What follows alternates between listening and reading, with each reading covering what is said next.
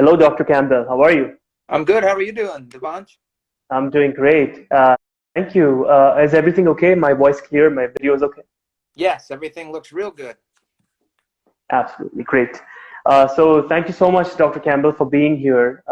You had come on the Fit Geek show last year in the beginning of May. And since then, we picked up quite a bit, and you really helped us educate a lot of crowd. And I'm just thankful for you to be here. Awesome. Yeah, thank you for the invitation. I'm excited to have a second conversation with you. Yes. So before we begin, I'd like to introduce you to all our listeners. So Dr. Bill Campbell is the professor of exercise science and the director of the Physique and Performance Enhancement Laboratory in University of South Florida.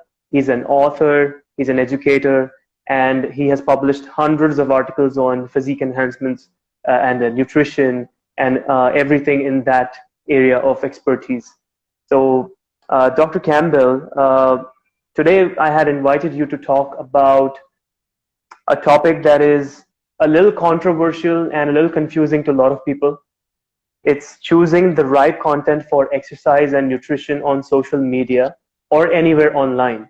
Now, I was just looking up some numbers, and out of the 1 billion users of Instagram in the world, India has 120 million users. And there's so much content being produced about health, fitness, nutrition. Every other profile you go to, I'll just talk about India. I'm sure it's the same anywhere else in the world. But everywhere you go to, any profile, they say they are physique enhancement coaches, they are nutritionists. I know many of them who are not even certified by ACSM or NSC, and they write that they're certified. So there's no way to know if a person's lying or not. So it's very confusing. It's very difficult to understand as to what to follow and what not. So my first question to you would be, how is social media important in spreading knowledge in our field of exercise science and nutrition? And is it doing more harm than good? My gut reaction is it is not doing more harm than good. And okay. I would say, just in my case, having chosen to start social media, which was relatively recent for me, it's allowed me to communicate with people that aren't scientists. So it used to be, when I would publish a study, it would only go to, for the most part, scientists and other people who may read it. Now I feel like I have a direct line of communication. But as you're saying, the problem with that is, so do other people who may be lying, or in the best case scenario, may be just uninformed. Mm-hmm. Correct. Okay. That's a very, very nice answer. It just got me thinking. Okay. So there seems to be an overload of information and content on social media in our field. And every other fitness influencer claims to be a fitness and a nutrition specialist. So how can a layperson or a person who's interested in learning more about fitness, health, nutrition, segregate what is like garbage from genuine people? I think one of the first tests that I would use, and let me also say, if somebody doesn't have a PhD, or even if they don't have a college degree, I don't think that's reason to not listen to them. I don't think, if they have good information, it doesn't matter what their educational background is. If it's good information, it's good information. So I definitely don't like the mentality, oh, you have a PhD, so you have to be you have to be giving out the best information. I don't believe that at all. But back to some tests that I would use is, with any claim, even my claims, is the person trying to sell you something? Do they have products? So, like, one thing that I think most of us can agree on, a detox diet or something that's very severe, it's not helpful. It's not going to cause, it's going to cause a lot of what I call negative adaptations. So if somebody's promoting that, Do they have a detox product? Do they have some type of tea? Do they have some type of pill? So that would be one of the first things. What are they trying to sell me? Mm-hmm. And I would also say, just because they have something to sell you, it doesn't mean that that information is incorrect or bad. Mm-hmm. But it does make me, it does make me aware of, okay, they're trying to sell me something. So I have no problems with ketogenic diets. I think they have a great place for a lot of people. But Mm-hmm. some people think that that's the only diet for everybody. And they usually Mm-hmm. have some product that they're selling Mm-hmm. along with that, a course, et cetera, et cetera. So as I sit here with you today, I don't have any products yet. I will. I'm in literally knee deep in multiple projects Mm-hmm. where a year from now, when we talk again, I'll have a product or two, and they'll always be around education. So I want to make sure that, I don't want to make broad claims, because I myself am going to have products one day, and I wouldn't want people to Mm-hmm. discount what I say based on that. So that's the first thing. Are they Mm-hmm. trying to sell me something? And the other thing, even though I said it doesn't have to be, what are their credentials?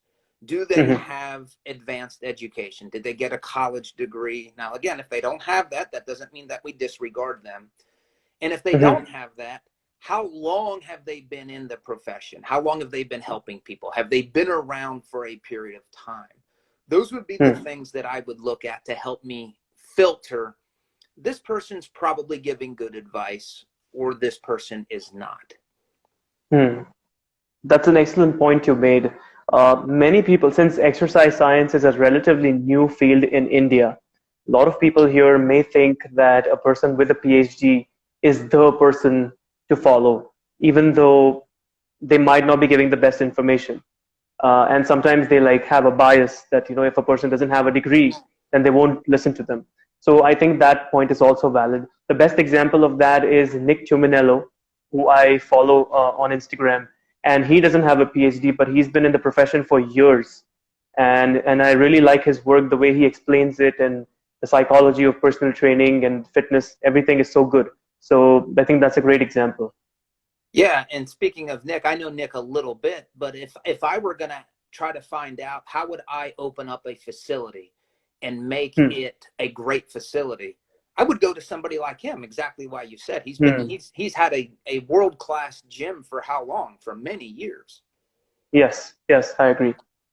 Um, Now, this is another little controversial topic where I'll be bringing a few points. So, a lot of fitness influencers are using anabolic steroids, and it's their choice, it's not a problem. But how can a person distinguish between a person using them and not using them? And a person, of course, they're not going to admit it online that they've been using it, and they promise you to sell this product that's going to make them like you. So, a lot of I know for sure a lot of people in India fall for this trap. So, how can a person avoid this? Yeah, I'll share what I would do in that case. If somebody looks too good to be true, if it looks like their physiques could not possibly be from a a natural approach, generally I think at least I would assume that's probably not a natural physique. Mm-hmm. And I have no problem with people using steroids or pretty much Mm-hmm. for anything, yeah, cosmetic Mm-hmm. surgery. But Mm-hmm. I do appreciate when people are honest and say, "Hey, this is what I've taken." And here's Mm-hmm. something, I'm actually not a young guy anymore, but something that I keep thinking or having conversations is hormone replacement therapy for myself. Correct. Should Mm-hmm. I start taking testosterone or something? Because Mm-hmm. I brand myself as a physique scientist, and if that improved my physique by 20%, is that me applying my research principles, or is that me Mm-hmm. taking testosterone? Well, it's probably a combination of both.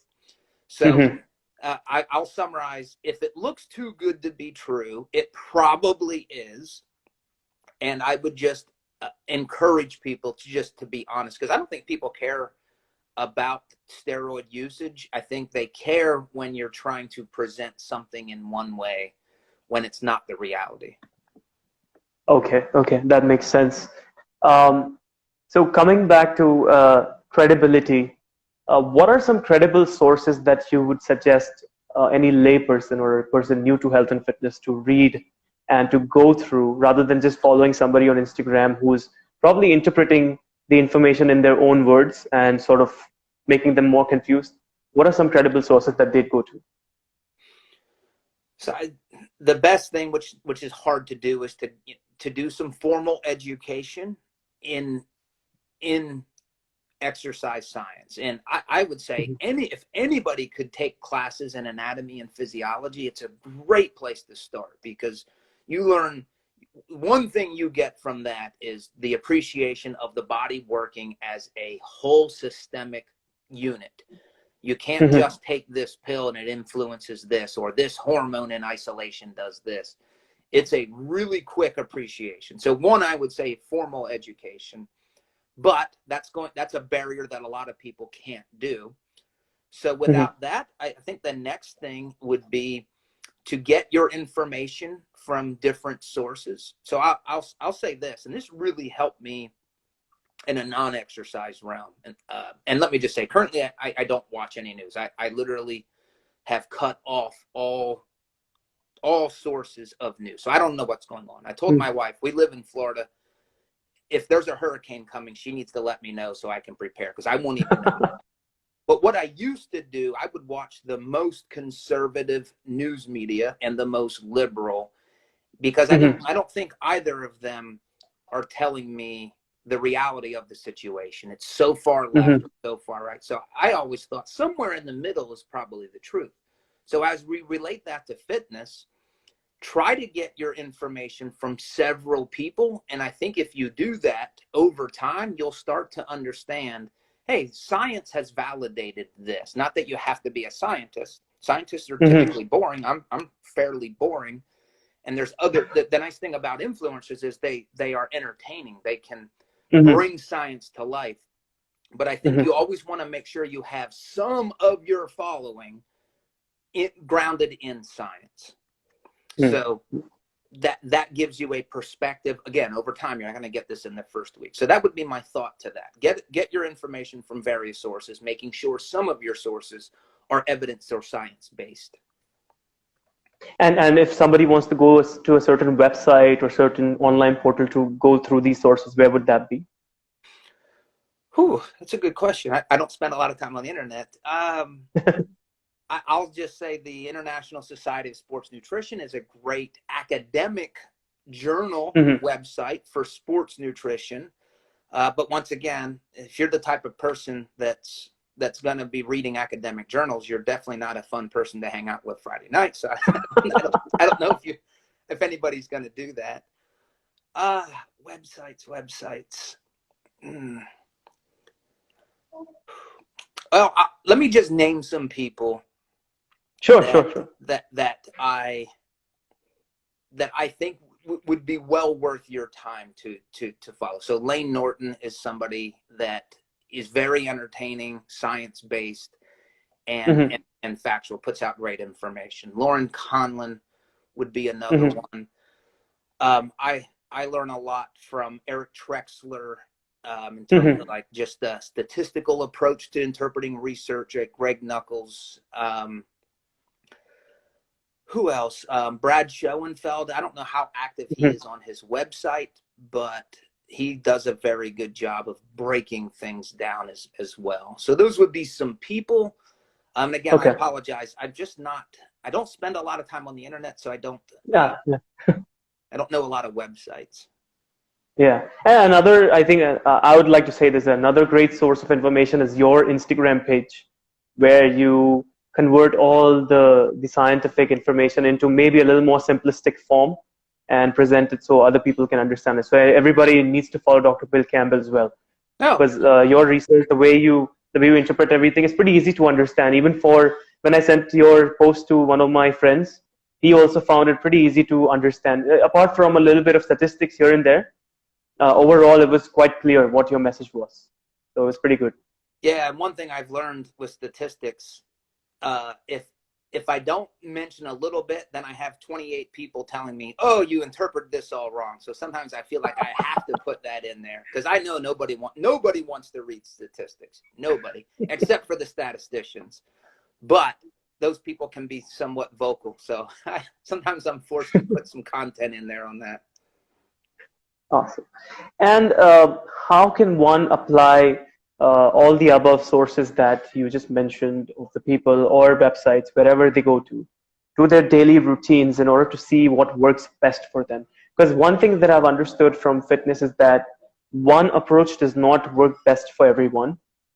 Somebody might be wanting to train thrice a week. Somebody might be wanting to train 5 times a week. So one approach does not fit everyone. So how can they apply this information to their daily lives? Yeah, I love that question because there's an answer that I love to give, and it is basically treat your body as a science experiment. So what do you want to see happen, and literally block off 30 days or 60 days, whatever, block off a period of time. Try something that you want to, even if it's as dumb as a detox diet, try it. Let's see if you lose muscle mass. Let's see if you're lacking energy. Or like my approach, if you're trying to lose weight, take it slow, have high protein resistance train. Try that if you're not currently doing those things. And then just monitor the progress. So I think the best thing you can do, treat your body as an experiment where you're inserting a variable or two. I mean, typically you don't want to change 5 things because then you don't know what's doing what. But I love that approach. Your body is an experiment, and you just have to be patient and execute on your plan for a set amount of time, get results or take measurements, and then look at that data. Because like you said, that data doesn't lie. And my data might be different than Sally's data. Correct. Excellent. I never thought of that approach. So I'm pretty sure that's going to help everybody from staying away from a certain. So it's like a controlled study on yourself, something like that. That's exactly right. I do that all the time, constantly doing some type of experiment on myself.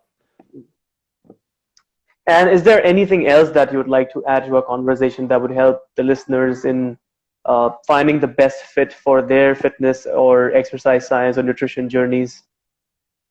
Yeah, the one thing we didn't mention was podcasts.